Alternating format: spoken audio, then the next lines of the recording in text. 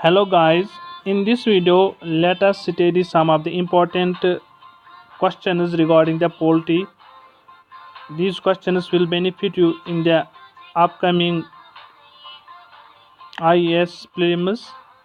So let us start this video. Question number first is, consider the below statements about leader of the opposition. First statement is, in order to get formal recognition, the concerned party must have at least 10% of the total strength of the House.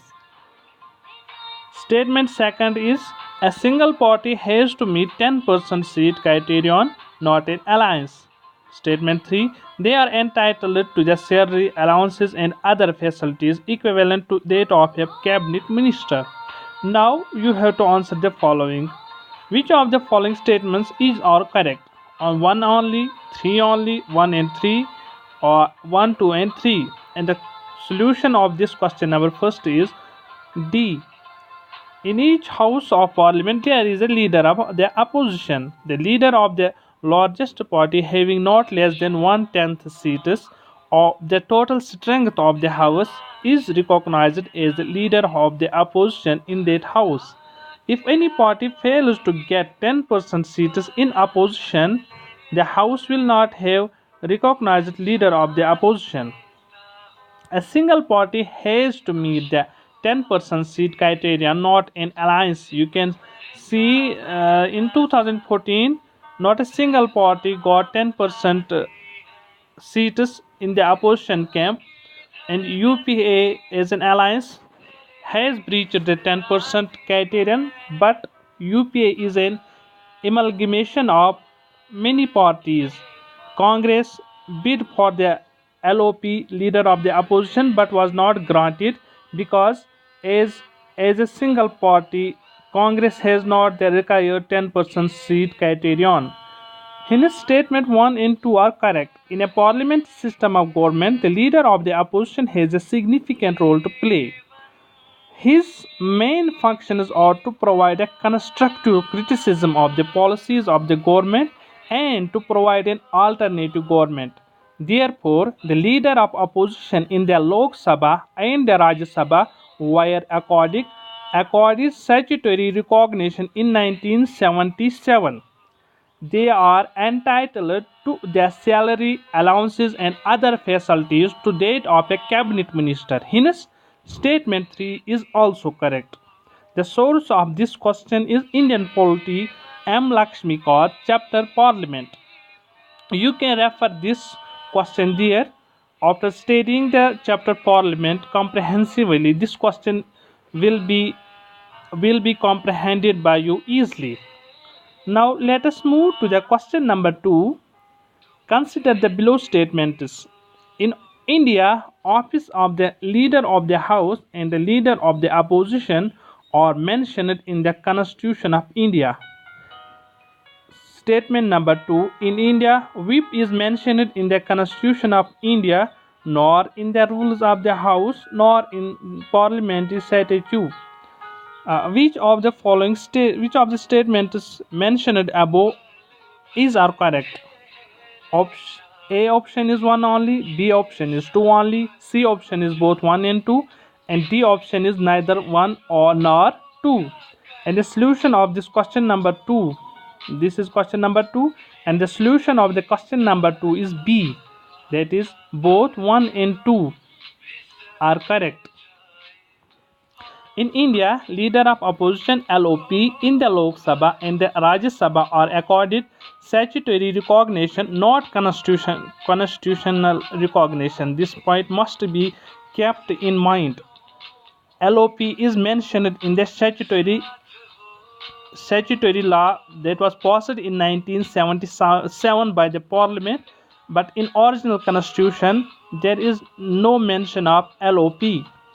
The office of the LOP and the leader of the house are not mentioned in the Constitution of India either. They are mentioned in the rules of the house and parliamentary statute. Hence, statement 1 is wrong. The salary and allowances of the leader of opposition in Parliament Act 1977 defines the leader of opposition in relation to either house of the parliament. The office of the whip, on the other hand, is mentioned neither in the Constitution of India, nor in the rules of the House, nor in a parliamentary statute. It is based on the conventions of the parliamentary government. His statement 2 is correct. Every political party, whether ruling or opposition, has its own whip in the parliament. He is appointed by the political party to serve as an assistant floor leader. Source of this question is Indian Polity, M. Lakshmikant, chapter Parliament. Now let us move to the question number 3. Consider the below statement with regard to the president's election. Statement first is, it is held in accordance with the system of proportional representation by means of the single transferable vote. Statement 2 is, each member of the electoral college is given multiple ballot papers to indicate his preference against the names of the candidate. Now,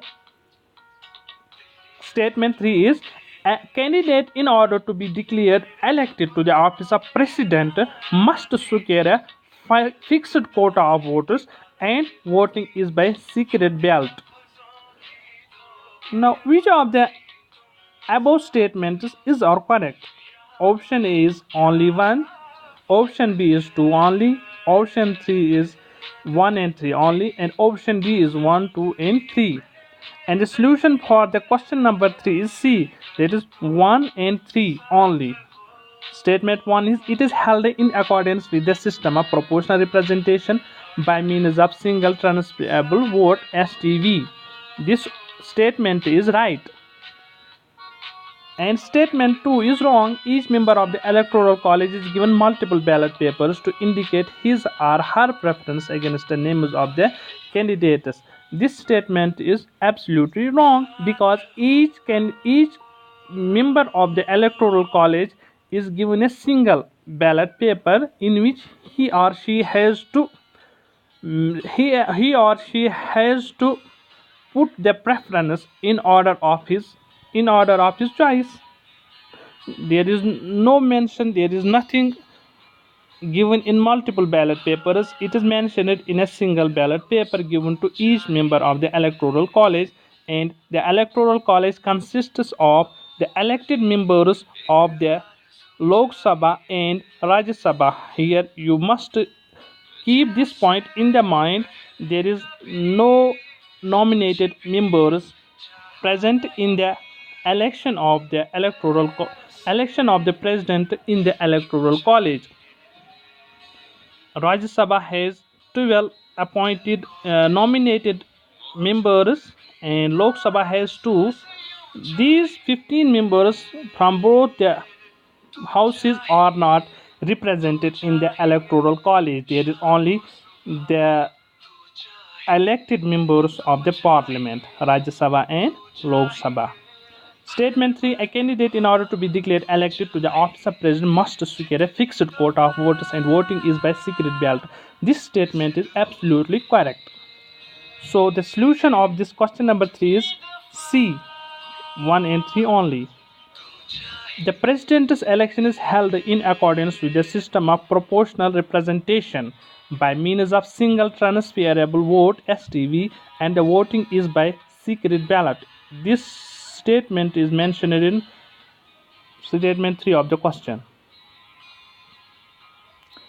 The system ensures that the successful candidate is returned by the absolute majority is elected by the absolute majority of voters. A candidate, in order to be declared elected to the office of president, must secure a quota of voters.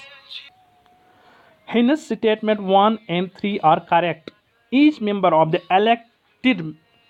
electoral college is given only one ballot paper. The voter, while casting his vote, is required to indicate his preference by marking 1, 2, 3, 4, etc. against the names of the candidate.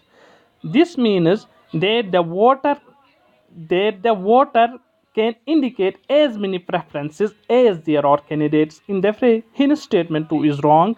The source of this question is also from Indian polity, M. Lakshmikant, chapter President.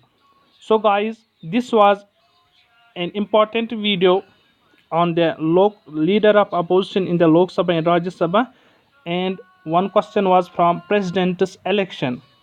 These three questions will benefit you in the upcoming IS prelims examination. So, guys, kindly like, share, and subscribe to this YouTube channel.